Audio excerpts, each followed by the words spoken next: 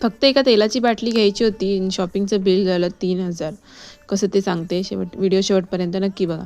आज मी गेली होती स्मार्ट बाजारमध्ये, फक्त नॉर्मल थोडंफार सामान घ्यायचं होतं आणि एक तेलाची बाटली घ्यायची, ती होती महत्त्वाची. पण तिकडे गेले आणि कळालं की भरपूर ऑफर चालू आहेत. छत्री, रेनकोट, बऱ्याचशा अशा ऑफर्स चालू होत्या त्याच्यावरती 50% आणि आद्यनित्या तर मस्त शॉपिंग मूडमध्ये होत्या. एक एक वस्तू घेऊन मला बोलते, आई हे घे ना, आई हे घे ना. नित्याला छत्री घ्यायची होती, जी छत्री काहीच गरजेची नाही आहे.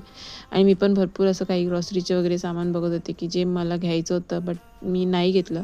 तरी पण बघता बघता आणि हीच ती शेवटी बिल भरायची वेळ आली आणि हीच ती तेलाची बाटली ज्याच्यासाठी आम्ही आलो होतो आणि ती बाजूला राहिली होती.